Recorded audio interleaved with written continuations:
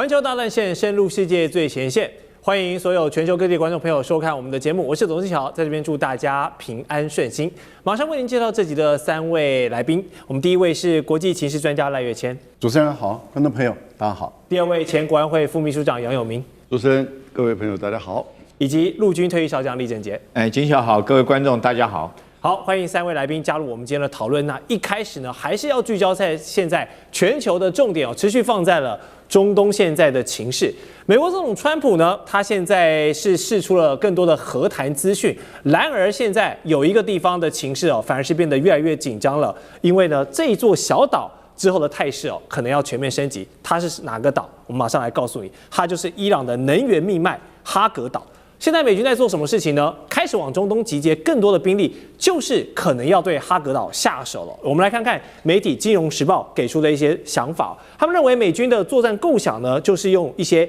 低空突袭并且快速占领的方式呢，搭载像是直升机啦、旋翼机啦这些可以低空渗透的，然后马上让这些特种部队呢空降下来开始展开它的夺岛作战。那这个岛为什么要去夺它？它有什么重要的地方？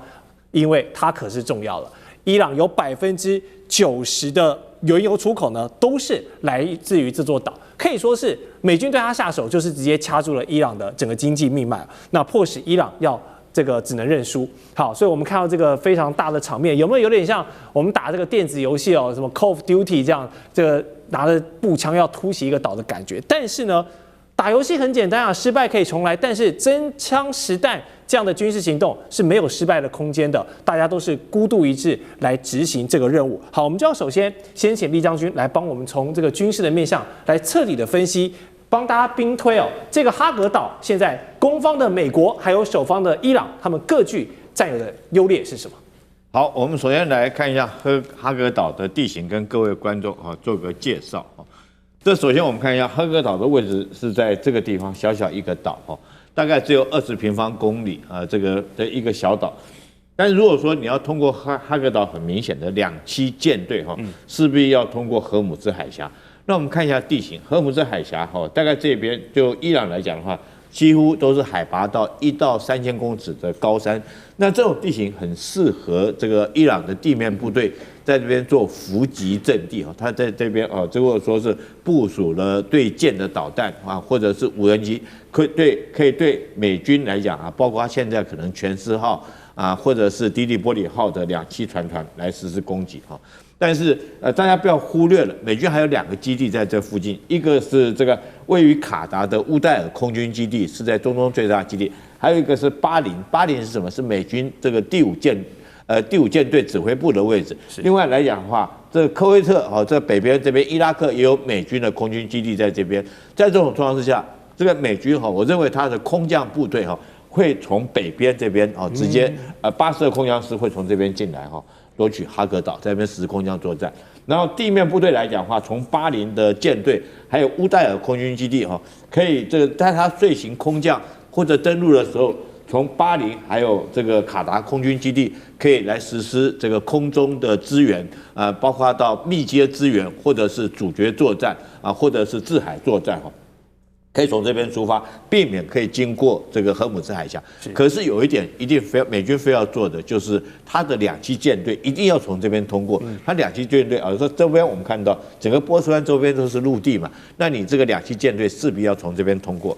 那这是第一个，我们周边地形介绍。第二个，我们看一下哈格岛本身的地形。那如果说是美军在这边实施2栖登陆或者是空降作战，我们看哈格岛这边很明显的冲到图我们都看出来，这个是这个油库的位置，这个油桶的位置，它势必要在这边这个避开这个地方，不管是美伊双方炮火，避免误击这个地方，造成不可收拾的后果然后在哈格岛的这种西边这边有一个机场，那这个美军一定要先夺取机场，有夺取机场以后，才可以有利他82空降师这个用C-17运输机或者是空降这个低空的跳伞方式，在这边夺取机场，还有他后续的物资的运补，可以用飞机很快速的可以运补下来。另外还有一个美军势必要夺取的话，就是这个港口。大家注意到这个码头，因为你重装备包括你坦克车、战车甚至大型的火炮，你用运输机来讲，运量还是有限，势必要用船来运输。所以第一个，它一定要夺取这个港口。大家看到这个港口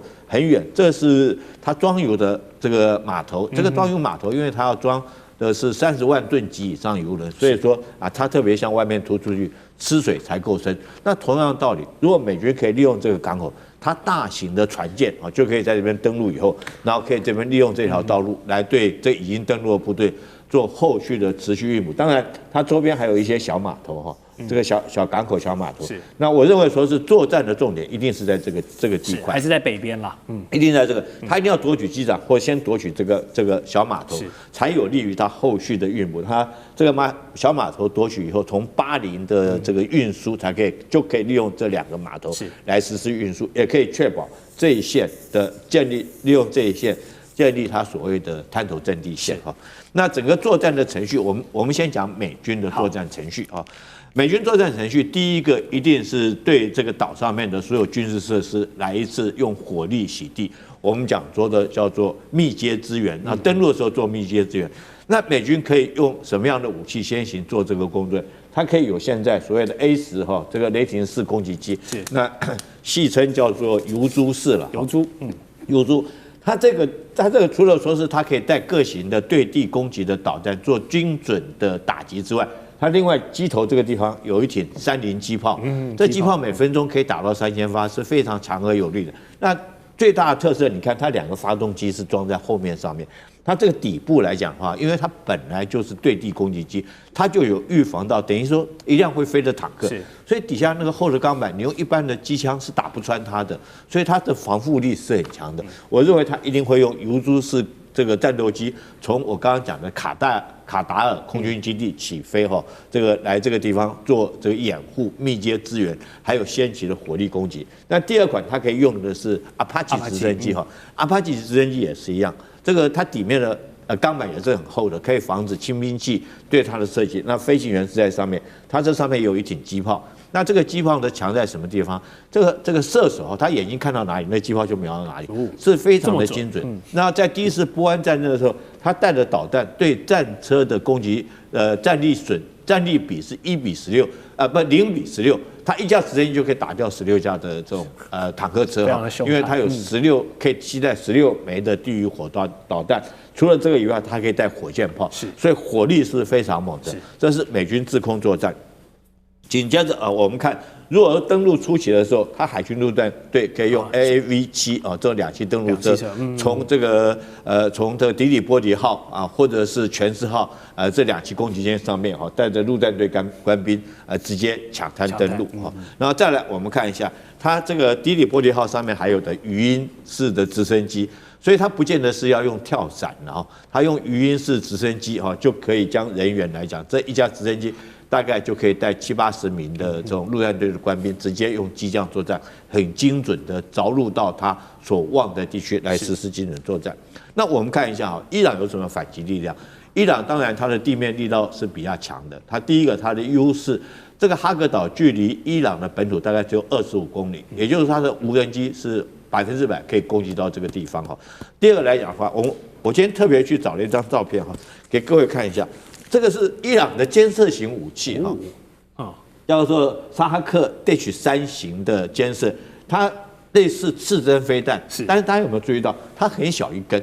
它不大。所以它的杀伤效果不大。那你如果说对 A10攻击机的话，其实我觉得效果不大，可是可以将它击伤这个应该是击伤没问题。可是你要将它击落，可能不是那么容易。今天有一则最新的新闻，就是美军有一架 F-18战机说是就是被这种刺针飞弹打到的到底有没有击落？美军现在是说否认了，但是我认为说是可能没有击落，但是有击伤。因为 F-18它本来舰载型直升机，它的这种防护力安全防护也是很好，设计很好。但而且第二个，再加上你看这么小一个的刺针飞弹，它的弹头杀伤效果有限。你看弹头就这么大一颗哈，弹头这么大一颗，大概爆炸威力大概我想了不起一颗迫击炮那种爆炸威力，对战机来讲可能不构成这个击落，可是造成损伤是会的啊。听说就是这款飞机来作战，所以我认为说是如果说是双方这场战斗来讲的话，可能这个伊朗会不会采取的可能我认为是类似关门打狗的战术啊，我让你的这个低力玻璃号进来之后，我封锁这个港口，我之后在这个港口封锁掉哈，这个用鱼雷或干嘛，这是第一步他可以做的哈，甚至于他就可以在这边先起步的，根本不让你进来。如果你要进来之后，他封锁住之后，你可能更不容易出去，好，这是第一个。第二个来讲的话，它可以在先期这个，我想说哈克岛这个小岛上面，它已经先期战场经营了很久。那它有一个优势是什么？因为双方来讲都不能打中这些油桶，这些储油槽如果说一旦被命中的话，对全世界的能源是一大的危机。那我想美国也可能不愿意造成这种伤害，以免整个这个通货膨胀啊，这是伊朗的优势在这边。当然，它第二个优势是沿岸这个地方，它可以借着沿岸这个地形部署。它的对舰攻击、对舰导弹或者是这个无人机哈，当你登陆上去之后，它会打什么地方？它不见得会在岛上跟你决战，它打你后续的船团。你从这边出发，从巴林出发的船团，或从这边出发船团，它从这边对你攻击。你要知道，登陆作战一旦后续的船团没办法持续做后勤补给支援，那你可能在那边。战的时间就不久，就像越战的时候，德浪谷之役，美军的空降部队下去以后，机降部队下去之后，一个营下去，但是被北越的军队包围，它后续来讲没有办法持续的运补，因为每天消耗的弹药量或者伤患的厚重是很重的，在这种状况下，那时候美军就这个后续来讲，他必须这个认为失败，就主动撤出了。那我认为这个浴血这个哈格岛哈，后续来讲，不要认为说美军没有胜算，美军有他的计划，然后伊朗也有他的这种战法，所以后续如果美军真要在这个登陆，我认为会是一场的血战。是，好，谢谢李将军这么详细的分析哦。哈格岛刚才我们从武器还有可能的战术哦，确实现在码头跟机场还是最关键的2点。好，美军还没有展开这个夺岛的第一步，但是我们先帮他想到，如果真的攻了，并且打下来了，第2步关键的就是能不能守得住。现在前美军的中央司令部情报主任吉布森他就强调，一旦登岛成功的话呢，美军的立场就是转攻为守了嘛。那所有的火力啊，在集结在中东的这5万美军，就是来优先保护这个驻岛的部队。那军事专家分析呢，一旦美军真的拿下了哈格岛，那伊朗也可能要跟你玉石俱焚了，祭出这个焦土政策，就是宁可炸毁所有的油气设施呢，也不要让你美国人拿下岛上剩余的这些好处，这块肥肉。好，如果这个剧本真的走向现在这个极端的发展，哈格岛争夺战，美军想把油气设施当作来抗衡伊朗的一个筹码，但是否想得太简单直白了，也低估了伊朗可能不惜鱼死网破的他们的一个决心。那玉石俱焚，如果真的弄下来，自家的高达90%的原油出口依赖的地方也给你炸毁，伊朗真的可以狠下心做这件事情吗？赖老师，你的分析？您不觉得这一个整个逻辑都不通吗？就是说目前所放出来的讯息逻辑是相互矛盾的。先看一下美国的财政部部长贝森特他所制定出来的新的规则。这个规则是什么呢？就是伊朗可以卖油，可以卖油，30天豁免。也就是说任何人都可以，任何国家组织都可以向伊朗买油，而且是按照国际油价买。而且不会受制裁，目的是什么？目的就是平抑油价嘛。对，因为国际的油价涨那么高，所以你向伊朗买油，向俄罗斯买油，然后这样的话把油价往下压一点，对不对？好，那既然是如此，30天，那他如果占领了这个伊朗的油这个我们讲的这个油岛，好了，你占领这个油岛，你要把它运出去，那你如果运不出去呢？那伊朗的油就出不去了嘛？那伊朗的油如果出不去，那你豁免的那30天就没有意义了，因为伊朗的一滴油都运不出去的话，油价又往上高了，油价又往上高，那俄罗斯又不卖给欧洲了，那这样的情形下，欧洲的一片悲惨，那国际的原油价又往上飙，那意义在哪里呢？好，这是我们讲的，就是说，你说你要占领这个油，你要油岛，那你拿的目的是你要拿到海外去卖，那你的赫尔木兹海峡能不能打通？你目前是打不通嘛？对，所以沙特也好，阿联酋、巴林、卡达等，他们的油气就出不去嘛，油气出不去，所以油价才会高。那你不觉得那赫尔木兹海峡要不要占领啊？如果不占领，那你占领这个油岛意义在哪里？好，即使我们就讲伊朗没有把你油岛的油设施摧毁，那你占领了油岛，你要把油采了，你还是要卖出去。你卖不出去的话，伊朗的油又没有卖出去，国际原油价飙涨的不得了，你不觉得这很矛盾吗？所以我个人你把它拼凑在一起来看的时候，你会觉得这怪的不得了啊！啊，难道就是这个岛吗？好，我们再问一个问题，就是你占领了这个岛，不代表你能拿到伊朗的油因为并不是从这个岛底下去产油对，这个岛只是一个初加工，也就是说，伊朗在它的本土内把油采出来了以后，把那油送到这个地方来，这个地方以后进行加工以后，然后就上船，从这个地方运出去的，所以它是一个加工的设施。那也就是说，你夺了这个岛，不代表你就拿了伊朗的油，伊朗可以把油管关掉。关掉以后，它从另外一个管线，因为伊朗已经早就在预备另外一个管线了，所以从另外一个管线把油装进去以后送出去，然后把你困在这个地方。那请问一下，我把这个设施不要了，我专门来打你，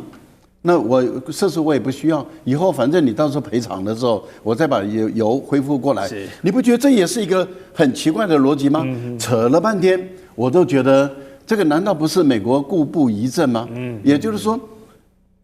美国。你的两栖攻击舰又穿越不了赫尔木兹海峡，除非你把赫尔木兹海峡的用火力压制。你要压制以后，你才有可能两栖登陆作战。你不然的话，你只能够采用这种空降伞兵82空降旅的一个作战。那你在这样的一个作战方式就显得很脆弱了。所以你如果一定要两栖，也就是31旅跟82旅的搭配。空海的搭配作战的话，你就一定要用火力压制赫尔木兹海峡，所以很可能霍尔木兹海峡的火力的攻击战反而是非常猛烈。不然的话，你怎么掩护你的这两栖攻击舰穿越这个海峡呢？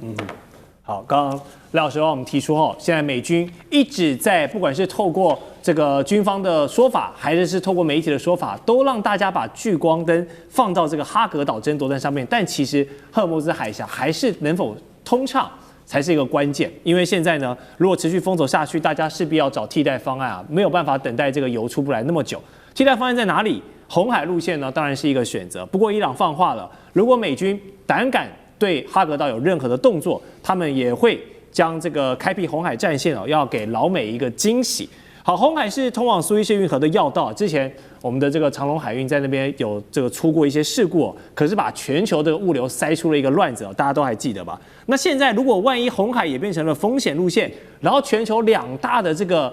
运量的动脉都同时受阻的话，全球的经济跟物流会有多悲观？这个油价会不会喷到天上去杨老师？红海的重要性就是它在连接欧洲跟亚洲之间的航运。那如果走非洲的好望角的航线的话，至少要多10天到15天的时间。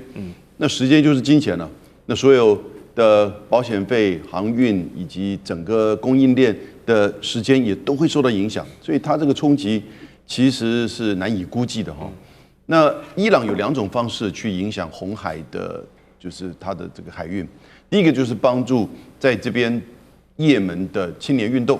或者是我们叫胡塞组织，那目前胡塞组织在这几天也都不断的在喊，不过他动作还没有出来，所以可能是当做一个伏兵。那伊朗也可以直接怎么样？也可以直接就是飞弹就打过去啊，因为距离红海大概比距离特拉维夫在就是从伊朗的角度的话，可能也最多是多100公里的这个航程，所以也都在差不多1200公里范围左右。所以以色列到现在为止被伊朗打的是几乎是体无完肤啊。怎么说？因为他到现在为止受伤的人员已经超过5200人啊。我们知道前2天以色列的核弹基地也被2枚伊朗的重型弹道飞弹击中，而且很准。那所以呢，他要去直接打那么窄的红海的航道其实是有可能的。那所有的它只要一枚飞弹靠近这边，那所有的航线都被迫要改航。所以他用这种是跟你叫一种就是说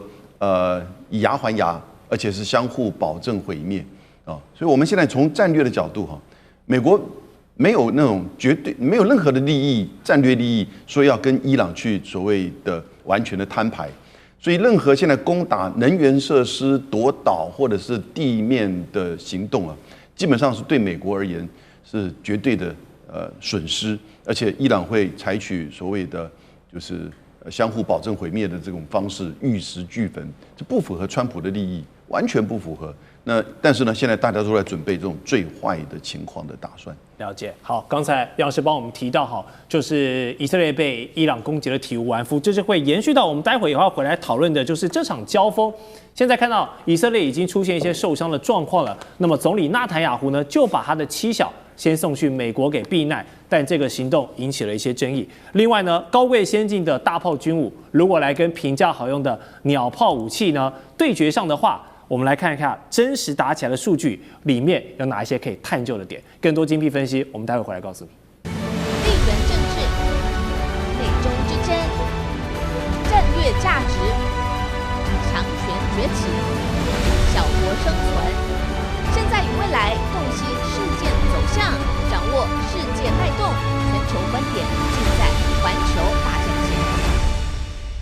好，环球大战线持续来分析中东现在的最新情势，我们要带你看懂背后的脉络。美国现在呢，动作是边谈边派兵，怎么说？他们调度了更多的军事力量，持续在往中东做集结。而伊朗方面呢，也不示弱哦，因为伊斯兰革命卫队哦，持续是对美以的单位发动了攻击。25号的时候呢，他们就把目标对准了美国的航母林肯号的身上。那美军证实啊，确实有受到伊朗对林肯号发动的攻击，而且数量还不少哦，有101枚的飞弹。还好啊，这个林肯号的设施算是很先进啊，全部都成功被拦截了，所以是毫发无伤。但这个对于伊朗来说，它的战略目的已经达到了嘛，因为林肯号被攻击了，它势必就不会待在这边当活靶子，所以它也移动了。那么这个就逼退林肯号的目标达成。那么伊朗扬言呢 ，I'm watching you 哦，虽然你已经离开了，但是我还是持续关注你的位置，感觉有什么风吹草动，其他的这个武器继续往你身上招呼。所以伊朗扬言紧盯这座海上堡垒的同时呢，伊朗的军方还做了什么事情？也对中东地区的美军开始展开了全面追捕。这个全面追捕可能是地煞的一些模式哦，更多的这种谍报战正在上演。好，现在海面跟陆面通通都有行动。李阳军想请问，你现在看这个战场，我们现阶段走到一个哪个阶段性的步骤了？首先我认为说是，如果说伊斯兰的这种导弹要攻击到林肯号，可以说是几乎是不可能的，因为在林肯号绝对不是就孤零零的一艘航空母舰在这边哈，它周边有很多的所谓的护卫的军舰，包括伯克级的驱逐舰等等在里面哈。然后第二个来讲的话，这个林肯号自己本身它有预警机，你任何导弹或者是飞机接近它，它都可以实施预警。它自己本身也有战机哈。对。那之所以说川普说这个发射101枚导弹，我觉得川普也是在乱讲了哈。为什么？因为以伊朗现在它的导弹是很珍贵，它不太可能会浪费101颗的导弹，但是有可能是无人机哦，有可能是无人机。那川普把它讲成导弹是。那要拦截这些无人机来讲的话，我想说以林肯号自己，因为如果说是这个见证者136，它的时速只有100多公里，如果这艘林肯号距离只要海岸线300公里来讲的话，你这个见证者在海上就要飞3个小时。我们合理来算，这3个小时足够林肯号可以很充裕的时间，它起飞它的战机以后，将你的无人机击落哈，根本连导弹都不需要浪费。就算是你真的接近到它这个2-3公里之内，它自己本身也有方阵快炮可以将你击落。通常一艘航空母舰它的防卫的半径是400公里啊，包括它的预警范围能力啊，以及它能够拦截的范围大概是400公里一个半径这种长度。所以说伊斯兰这个如果说要打到林肯号几乎是不可能的，但是他为什么不可能打不到？他还要这样做？我觉得他很明显的就将你林肯号逼退距离我海岸线最少这500公里之外，才能够确保你的安全嘛。如果说你在400公里之内，我无人机万一不小心这个总是有漏网之鱼，如果真的打到你，你就吃亏受不了。所以那往后退对伊朗有什么好处呢？它可以争取它的预警时间啊。我们现在昨天我们上一节我们还在讨论的，就是美国有一架 F-18战机哈，这个传说中被伊朗击落。F-18战机就是从林肯号起飞的，因为 F-18就是林肯号的舰载机，而且他后来说这个坠落在这个阿拉伯海，那可能性极高，它可能被击伤以后要回到林肯号的中间过程之中是不是受伤啊？有没有回去我们不晓得了，这看美军去这个讲。但是关键就是重点是说，这架战机是从林肯号起飞的，应该是没错。那如果说我将你林肯号逼退到400公里或500公里之外，当然我就可以增加我预警时间，增加你攻击的困难度，因为你在海上要多飞这个500公里这么远。那这个我们知道海岸线距离德黑兰还有1000公里这么远。那当然，你如果达到我的作战领空，这个依照你的油料，你可能本来预计可以有30分钟的滞空时间、留空时间作战。那因为你消耗掉你的航程之后，你的作战时间可能只剩下10分钟，不够你攻击。我觉得这个是战术上的一个运用。可是你要打航空母舰这个伊朗是打不到。可是有一种方法可以逼退、击落航空母舰，那就由最强的堡垒要由自己内部来做攻击。啊，福特号不就是被击落了吗？可是是不是这个伊朗发射导弹去打到福特号？不是，是福特号自己的官兵在里面放了一把火，把洗衣房烧掉。那我们现在看到福特号因为这把火就回到希腊去拯救去了。所以最强的这个堡垒要由内部攻破。这个福特号证明了这句话给我们看。了解。好，现在不止这个美军的林肯号被盯上了，伊朗也对另一个敌对势力呢持续发动打击，就是以色列继续对特拉维夫这个狂轰猛炸。那如果说这个三方战争有一个人在把敌人打死打残之前，他都不想结束的话呢，那就必须是以色列总理纳坦雅胡了。所以他之前就下令，往后的48小时要继续全力轰炸伊朗的军事设施，就是要抓住每一可能进行弹劾之前这个短暂的窗口，把握时间我能打多少算多少。而且呢，对黎巴嫩南部以色列也是大有动作，他们派遣了这个地面部队去占领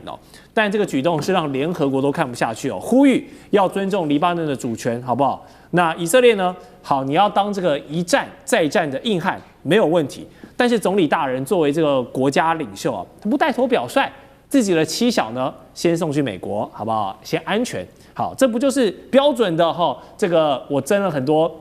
人家的儿子上战场了，然后自己家的呢送去美国，这是把人家西北料，很标准的一个双标。所以这边有2个问题想请教来宾首先就是以色列这个毫无收手，持续加强轰炸伊朗，甚至扩大征兵到40万这个后备军人的举动，是在盘算如果美国要抽身了，不玩了，那我以色列也是要独自跟你伊朗，还有你背后这个什叶派的势力，我要继续跟你死磕到底吗？教授？我觉得可能不完全要朝这个角度来看因为我觉得以目前以色列所面临的处境，坦白说，对于内塔尼亚胡也好，对以色列也好，也不利。他已经被边缘化了。本来是美以联军就是联合对伊朗作战，可是您看现在传出来的所有的美国要跟伊朗进行谈判的时候，没有以色列的份了，是他被排除在外了，这叫做什么？被边缘化。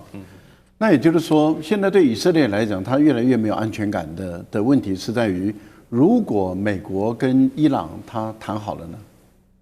那我以色列怎么办？是，那因为伊朗现在已经提出5个条件了。这5个条件里面有一个条件，赔偿坦白说好解决了，因为按照美国过去的案例来说的话，他赔偿可以叫日本人付钱，因为以往就是日本人就是付钱嘛，还有可以叫沙特阿拉伯、阿联酋等相关的国家付钱，美国人是不会付的，可是他叫可以相关国家来付，所以我觉得这个赔偿这个问题不大。是。可是它比较大的问题是在哪里？是因为伊朗这一次的要求是连敌对的国家全部都要停止战火。那敌对的国家就包括以色列对于黎巴嫩真主党南部，也就是黎巴嫩南部的攻击，以及包括对于也门胡塞组织或者是对于哈马斯的攻击这个可以广义解释。没错。但是更具体的来说，就是对真主党的攻击已经列入谈判的条件内。可是你看，跟以色列有关的谈判，以色列没办法参加。这个对于以色列来说的话，他已经没有安全感，而且很明显的，美国特朗普完全没有意愿也没有意思要内塔尼亚胡来跟他来谈判。换言之，也就是说，这个如果真的是有谈判，目前来讲是没有谈判了，目前来讲就是传话而已。那川普也好，本人也好，或者是他的发言人，把传话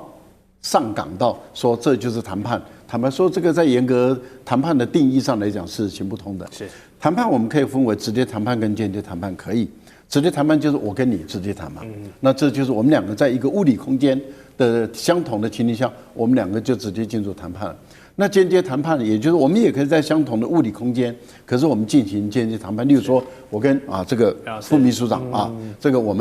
他假设他穿梭于我们两个之间的矛盾，那我有什么话跟他报告，跟他说，他来跟你说，然后你有什么话跟他说，他来跟我说，可是我们两个就是不谈。对。那这个也可以，这个也可以叫做谈判，这叫做间接的谈判，可以在同一个物理空间的情形下。那目前美国没有进行到这里，目前美国只是透过第三方做传话。是好，那美国把它做成谈判，可是连传话，以色列都被排除在外，他什么都不知道，所以我们把它称之为他已经被战争边缘化了。而且你看现在所有的新闻报道，没有人在乎以色列他打了伊朗什么，但是更多的报道是以色列被伊朗怎么打。那你可以感觉出来，就是内塔尼亚胡本人也好，这样政党也好，或者是他对于面对他的反对党国会来说，他越来越孤立了。那对于他来讲该怎么办？那当然就是动员，把美国人拖下水，不让美国人脱离战场，因为看起来是要脱离战场。所以如果不让美国人脱离战场，最好的方法是把地面部队投进去。如果能够把地面部队投进去，扩大这个战火，扩大这个战场的话，包括对于黎巴嫩南部的一个占领，包括对于伊朗的一个直接的一个攻击，甚至地面部队投进去的时候，你美国如何脱身？那当然这个就涉及到一个风险，这个风险最高的就是什么时候美国的白人跟犹太人跟美国的犹太人翻脸。因为当美国的白人真的跟美国的犹太人翻脸的时候，美国的犹太人还是会怕的。平常他可以有雄厚的资金，可是一旦翻脸了，那些地位资金就不重要了，因为随时可以把你没收。好，我们第二个问题要请教杨老师哦。其实之前台湾也讨论过非常多次，就是一旦当国家领袖或是其家属拥有我们所谓的双重国籍的时候，然后一旦遇到危机时刻呢，我自己先落跑这样的讨论。现在纳坦雅胡的妻儿送去了美国比较安全，但是在以色列内部就引起了一些舆论的炸锅。那你觉得这件事情有道理吗？内塔尼亚胡2个儿子，一个女儿。这一次的问题是他的2儿子叫阿夫纳。不过阿夫纳这个情况是比较特殊，因为2年前2024年的时候以色列跟就是也受到伊朗的轰炸的时候，他的儿子其实要结婚，叫阿夫纳，结果后来就婚礼延后。婚礼延后到什么时候呢？到2月底的时候，今年的2月底，所以他等于是今年又再一次的延后。是那当然他的结婚对象应该是美国人。所以整个婚礼延后的2次，他自己都觉得对不起他的儿子跟他的太太。所以，然后我就没有再看到相关的新闻，是不是因为他这一次要去准备婚礼？那准备婚礼是不是表示战争要结束吗？我们也不知道。人家在打仗，你在结婚，还是说是因为战争可能都要这个扩大征兵了，所以叫他赶快走？不会，因为他其实年龄也不小，之前也当过兵差不多10年之前的时候当过兵，所以。我却不是很清楚，说他们为什么这个时候要离开，是不是跟那个婚礼有关啊？那但是内塔尼亚胡，美国很早之前就说，这个战争是一个人的战争，就内塔尼亚胡的战争。对。但他把川普卷进去之后，去年卷进去，今年更整个扩大变成一种战争。那可是呢，现在川普要去跟内塔尼亚胡切割，显然伊朗要去分化美国跟以色列。所以内塔尼亚胡这几天呢，就扩大对于真主党跟伊朗的轰炸攻击，因为他怕美国可能会达成一个很快的这个协议。可是他扩大征兵，他也担心马上战争如果结束，被美国要求要结束的时候，他怎么回应？对他因此要把这个情势弄得更僵。那如果被迫就是停战的话，那接下来10月7号的这个选举。他本来就已经不看好了，经过这一次的战争，而且以色列我刚刚提到死亡18人，受伤5200人的情况之下，其实城市的重建会很多的怨恨的，所以对他的选举也会不利。因此，他是不是要把这个战争再扩大？那我们现在最担心的是，他会不会直接就等于是针对伊朗的能源设施或者是岛屿进行攻击，然后使得伊朗被迫要扩大反击，而使得战争就完全没有回头的路，而谈判当然也变成这个机会不大。那这个是内塔尼亚胡现在可能大家会担心他的作为。是，好，等一下回来我们继续跟3位专家来专业的分析哦。伊朗这边评价好用的不对称作战是如何一点一滴消磨掉美军的耐性，还有他们昂贵的防御武器了。而这一套战争经济学呢，究竟谁玩的比较溜？我们马上回来。地缘政治、美中之争、战略价值、强权崛起、小国生存，现在与未来洞悉事件走向，掌握世界脉动，全球观点尽在环球大战线。好，环球大战线，我们第3趴要讨论的主题呢是军武的实战数据大比拼哦。来看到这份表单，我们的制作团队整理得非常清楚。观众朋友，你知道吗？这一场战争呢，正在改变一个残酷的事实，就是未来的战争形态哦，不再是比谁的武器最贵、最精良，而是要比谁最狠、谁最敢打一个消耗战。我们来看到全球军费第1的美国，过往呢就代表着我的科技最强、武器最昂贵，一套萨德系统啊就要这个10亿美元以上。那么一架 F-35战机呢，也是大概8000万到1亿美元哦，非常昂贵的单位。但是伊朗现在是怎么玩的呢？他们仅用这个造价3.5万的无人机啊，这个用廉价的武器配上蜂群战术，就足以跟美国还有以色列打的是有来有回哦，把你拖进到他们喜欢的这个泥巴战的这个节奏里面。好，人员上数字我们先不说，光看账面上的损失，美军有4套的萨德系统遭到了摧毁 ，F-35这么先进的战机啊，也首度传出被击中。另外包括死神无人机啦、空中加油机 F-15、F-16等等的，都传出有一些损伤哦。我们一一来看。说到这个 F-35战机呢，是美军第5代战机的这个可以说是代表扛把子的存在啊，单价8000到1亿嘛，非常逆中的代表性，资讯的整合多用途，而且它的维护成本极高啊，要养一架真的是不容易。那现在呢，这个还受到了摧毁，那就是非常对它的名声还有定位上呢，就是比较有伤害性了。另外也是攻击属性的，像是 MQ-9。对不对？3000万美元，它可以长时间监控，一直飞。还有 F-15跟 F-16，过去是这个先进机种，那到现在的美军体系里面呢，也算是比较物美价廉的存在。但是他们现在都被这个伊朗用这些平价的战术啊，开始被消耗掉。我们知道这个10亿美元的萨德系统，你不要小看这10亿美元，这对一些小岛国或是低开发国家，这已经是1年的 GDP 量了。然后就在这一整套系统现在被摧毁，可见这背后这个损失有多大。那伊朗这边呢怎么打？他们用这个见证者无人机，一架2到5万美元就可以来打你，组成这个自杀机海，饱和攻击，主打一个量大管饱。好，然后美以你想想看，要花多少的高单价的装备来阻止这些低单价的自杀无人机。另外，泥石飞弹 Sajil 对不对？然后还有其他几个东西，像是反舰飞弹啊、水雷啊，这些都是一些非常低成本，但是结合上伊朗的地形，结合上荷姆兹海峡之后，非常粗暴好用的武器。然后说到我们这么多的这个军武分析，就势必要请教一下厉将军了。我们看到美国现在用大炮，伊朗这边用鸟炮，但是双方打起来有来有回，这一场实战有没有颠覆了五角大厦之前的预判？这个东方跟西方的军事思想本来就不一样哈。这个欧美为主的军事思想，他们讲究的，我将它形容成一场像是打梭哈那种概念哈，就是不是欧印，就是我一个比你大，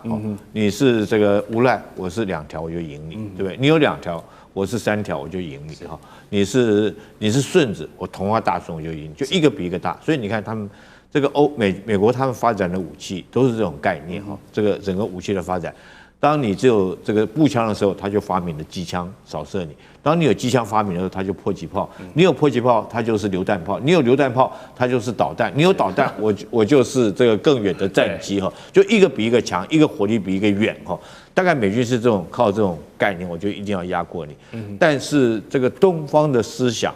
这个不是这个样，东方打的是智慧，不是光靠武力我强势就可以赢过你。我将它形容什么？有点像是打麻将，你知道吗？打麻将就怎么讲打麻将？你看麻将，我觉得很有意思。当然，我用这个赌博的方式来形容，可是大家可以去体会到哈，就是你麻将上来，就算是你一手烂牌，你都有机会赢。是不是说我一开始我牌局不好，我就认输，这个就投降了？比如说我们当然有打麻将的朋友应该都听过了，国士无双哈，他最烂的牌，可是他变成是说天下最这个好像胡的这个数目最大的牌，所以你只要说是运用你的智慧，你去经营，你虽然一开始你是一手烂牌，都有机会赢。那美国到现在跟伊朗这次战争，我们看到哈，双方已经不是在比拼谁的火力大，已经在比看谁比谁会烧对方的钞票哈。所以伊朗会烧美国的钞票，还是美国会烧伊朗的钞票？那伊朗现在我们看到它的这种武器来讲的话，其实它都是低成本，反而美国这次在这次战争里面哈，我们看到它的这种消耗率是非常大。我这边有一个数据可以给观众做一个参考。美国打到现在哈，这3个礼拜，它大概所有的费用里面哈，大概有一半是花在防御的武器，包括我们讲的萨德系统或爱国者是防御的武器，就一半哦。它用在攻击的武力方面，这50%里面的80%哈是高端武器，就是它的精准的，包括战斧型巡弋导弹包括到远程的这种基地这个制导武器，都是高端的。单价都非常高的武器，那真的用到低端哈，可能只有10%不到哈。所以包括到我们讲说是他后来他发现说这个仗打下去，钞票不够烧，他将一般的这种空投的炸弹改成叫做滑翔炸弹，甚至于他也去研发，我们都听到他这个用伊朗的见证者136研发无人机来做低价位成本的打击，所以很明显的这场战争这个我们从中可以看到整个战争的格局一定有所改变，而不是靠你这个谁的武器贵，谁的武器精准能够打胜仗，反而是看谁的这种量多，谁能够运用智慧，才能够掌握到战场的主动跟优势。好，没错，伊朗在这场战争中发挥了田忌赛马的这个东西利用我自己的便宜货去打你的高端货，甚至就把美国这个后面的经济整个战争机器的损耗呢，跟这个消耗全部都提升上来了。好，而且更让大家想不到的是，你能用这种低成本对抗美以就算了，甚至伊朗还有余裕跑去打人家海湾国家，也不怕被群殴。那么伊朗所处的地形险要，或者是他们波斯民族的民族性，还是信奉什叶派的狂热圣战士也好，种种原因，能以这种战法现在持续跟美以对抗，这是它的根基嘛？如果换成一套国家，换成一套信仰体系，杨老师觉得这种战争还行得通吗？这里面有一个很重要的，就是叫不对称法律，或不对称法则。那伊朗在整个目前这个战争当中，有多项的不对称的优势展现出来。军事层面我们就不用多讲了，对，那但是地缘层面这也很清楚，是，就地理层面也很清楚。那但是地理层面比较特殊的是，不只是它自己本身的地形，而是它跟以色列也距离在1000公里以上同时呢，美国在这边是它的基地，而不是美国的这些所谓的领土在这里，所以打你的基地其实也是有限的基地那因此呢，这种不对称，它第3个不对称就是它掌握住荷姆兹海峡。那因此呢，在这3个不对称的情况之下，你不敢去跟它做大规模的这种 all in 的所谓的地面作战，或者是能源设施是相互毁灭，它做不到，因为最重要的是另外一个不对称，他受伤5000，他只要伤你1000，你就受不了了。你在这边的基地有限同时呢，以色列的范围也有限。以色列现在受伤5200人，美军在这里的基地大概都被炸了一遍。那同时，这些海湾国家也不敢去打那美国现在看更不敢去进一步的去做任何地面上的攻击，所以就要求谈判，要求要退出，要下台阶。那伊朗就掌握到你这个目前的心态，而且掌握到他自己的不对称，所以他的无人机跟他的导弹呢就到后面这个阶段呢，越来越具有这种影响力。是哦，那当然你刚刚提到的所谓波斯或者什叶派，这也就是它再加上它的这个地理跟地缘的因素，使得你对于真的进入到伊朗去打一个过去的越战或者是伊拉克型的这种战争，你感觉到它的这种对抗的能力呢，一定是更为强劲。是，所以呢，就会更加的吓阻你进入到真正的地面战争。好，这一次昂贵的萨德系统被毁，然后 F-35战机也受到了一些影响。过去美国强调少而精的高科技压制，感觉现在就被伊朗的不对称对战给打穿了嘛？那这是不是给了其他国家一些启示啊？未来战争的格局，除了我们都知道无人机这是一张绝对的王牌之外，赖教授，你认为这场战争之后有哪一些战争思维可能要被改写？我觉得影响并不是想象中那么大，顶多就是2条腿走路，但是主流还是高精密、高尖端的科技为主。那您刚刚提到的这种廉价的无人机、廉价的导弹，它只是为辅而已，而且呢，由于它的廉价，所以它并不是不可破解。换言之，也就是说，如果你对无人机的，因为它一定要是所谓的无人机，还是有人操控，是，所以它最主要的是透过通讯来操控它，遥感来操控它。它电波被破解以后，可以接管的，可以接收的，甚至还可以被诱敌转向，然后去反用在它自己发射的本身啊。所以这个并不是可以改变战争，只是说因为美国原本没想到。但是我们知道，例如说在93阅兵，去年的93阅兵的时候，中国大陆就已经展现出它对无人机的这种捕捉能力，跟抗干扰能力，还有栖地能力。也就是说，我们已经看到，事实上在去年的时候，大陆本身在93阅兵场的时候，在的外围已经有很多的这些无人机的这些反无人机车都已经在旁边巡逻。我还记得小舰长那时候他有去参加93阅兵，对他拍了很多当时他们所观察到的照片。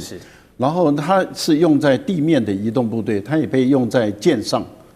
也就是说很多军舰、很多导弹驱逐舰都已经被用上去了。那也就是说，事实上在中国大陆的发展中，早就已经把这个无人机考虑在内，只是说美国没有而已。对，所以美国在这次比较大的受害。可是我觉得高科技的东西是你无法取代。我举个例子，例如说您刚刚提到了有关于伊朗这个说发射了101枚导弹去打林肯号。对。那这个是属于这个中程的反舰导弹，1000多公里外，1000多公里外打了101枚，没有1枚命中。但是如果它是中国的这个东风21D 呢，或是东风26D 呢，那也就是说东风21D 它可以打1500公里到1800公里，1枚就够了。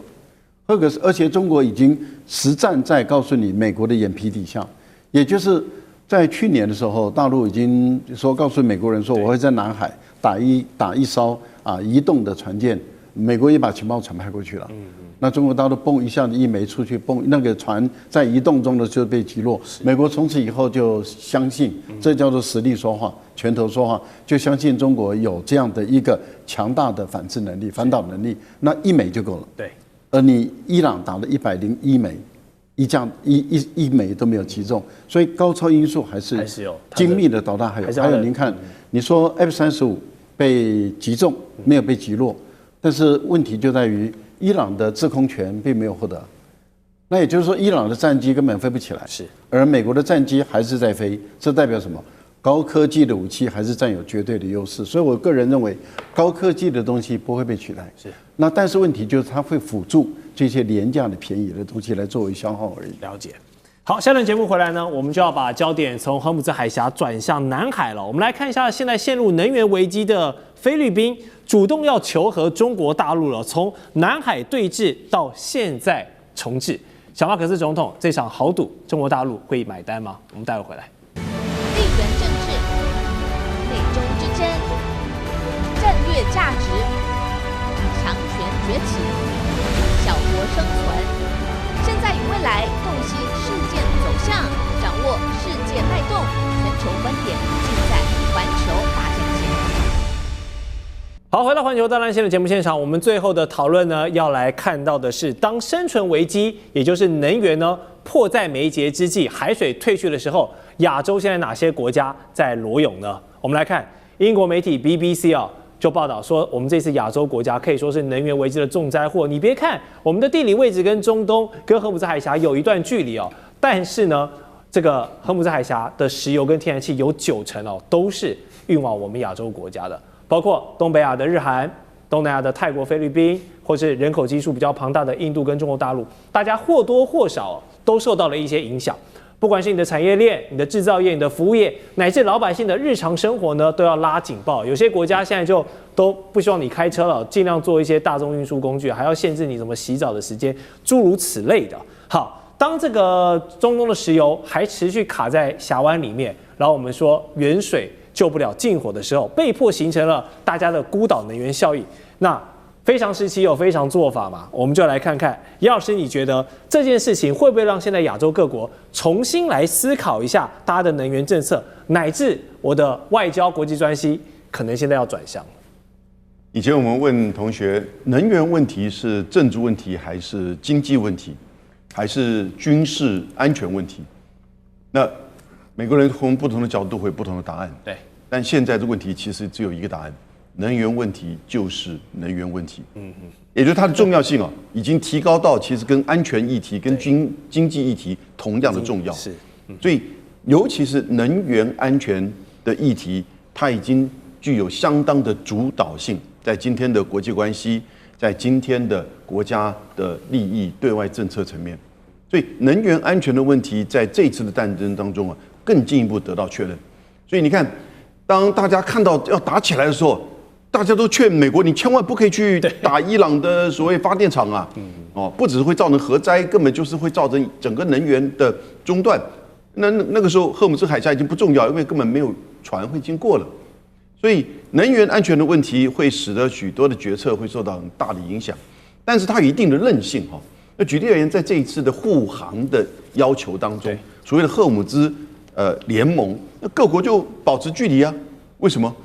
我们在护航的行动当中，跟被卷入战争，那有2个议题了。所以，因为能源安全是有一定的韧性，所以它没有完整的被破坏之前，它其实在避免卷入战争层面呢，我们在能源安全层面还是可以去忍受一下。所以，我们会有战略石油的储备，对或者是说呢，在这个能源的采购上会分散来源。所以，这个就是说，在决策上啊，如果你是及时的这个战争，川普就不懂了啊！你们都游经过这边，你为什么不派船来这边？那问题是你要把我卷入战争，这就不是所谓能源安全要去做护航来去维持的。那另外一个就是各国的有2个分散，现在开始在去强调。第一个分散，你要分散能源的比例，你不可以过于依赖某一个能源，那这就很重要的。那第2个分散呢，你要分散能源采购的来源。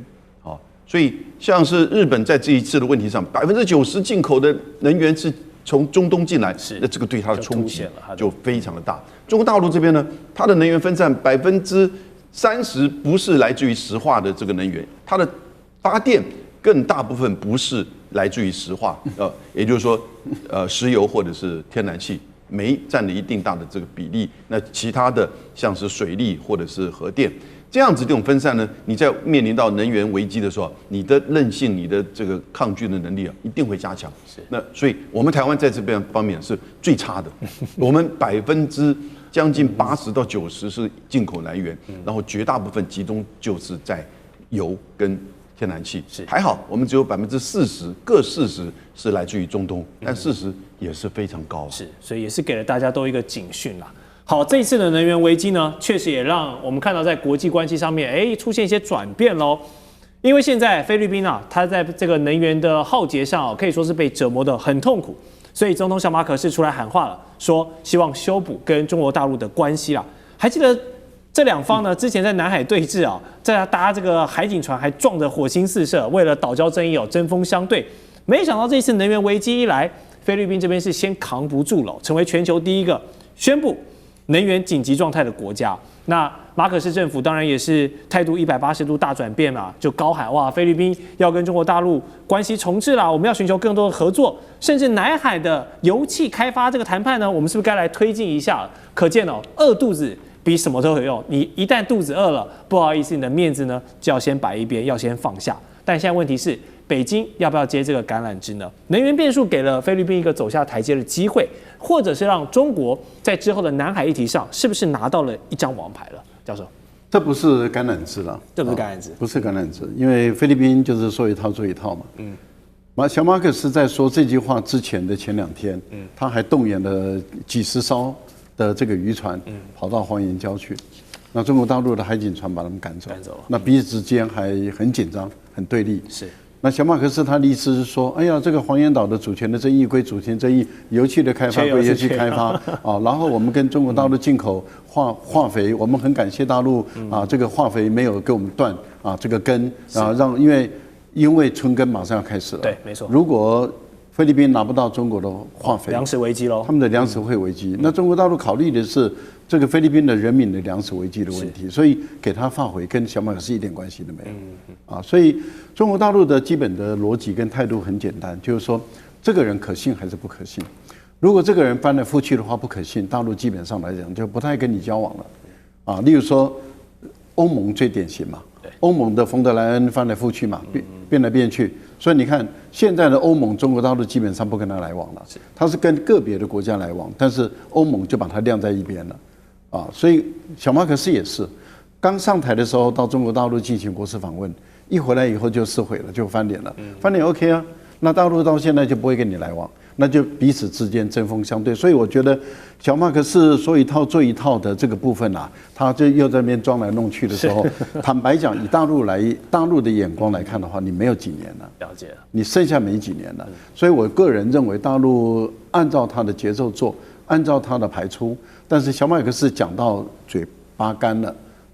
口水喷光了，那大陆也是这样子来看待他。我个人认为小马可斯没有牌可以玩了，他也没有下台阶，大陆也不需要给他下台阶。那该怎么走就怎么走，该怎么开采油气就怎么开采油气。我个人认为小马可斯在中国的眼中已经不是一个咖了，就被看破手脚了。他根本不是一个咖，那也不过就是一个跟以杜特地的指控来说的话，他也不过是一个什么君子而已。了解。好，荷鲁兹海峡现在有一个意料之外，但是情理之中的双重标准现象，就是如果你的船只呢是支持美国跟以色列攻击行动的国家势力，那么你就会被毒死；反之，如果你是伊朗的友好国家，像是中国大陆还是俄罗斯，那么就而且愿意用人民币来结算石油的话呢，那荷鲁兹海峡不仅会欢迎你哦，还可能未来发这个快速通行证的计划。所以现在德意志银行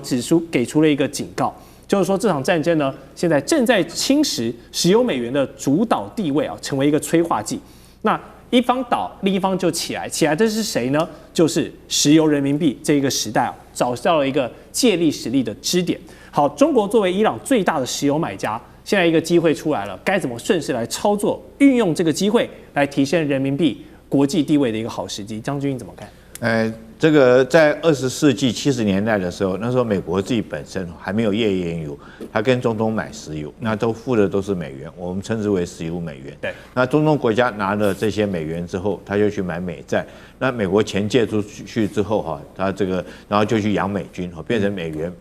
美军、美债哈3个这个循环在一起，结合在一起。但是事隔多年以后，现在形势已经改变了。为什么人民币会崛起？第一个就是美国现在它本身的这种原料石油来讲，它本来从最大的进口国变成最大的出口国，它已经不再跟中东买石油的。这时候跟中东买石油交易量最大的反而是中国。中国因为这个工业的崛起，所以它需要更多的这种原料跟石油，所以中国变成全世界第1大能源的进出口。在这种状况下，当然中东国家用人民币来买石油是必然的哈。然后我们从去年沙特跟中国在用人民币结算，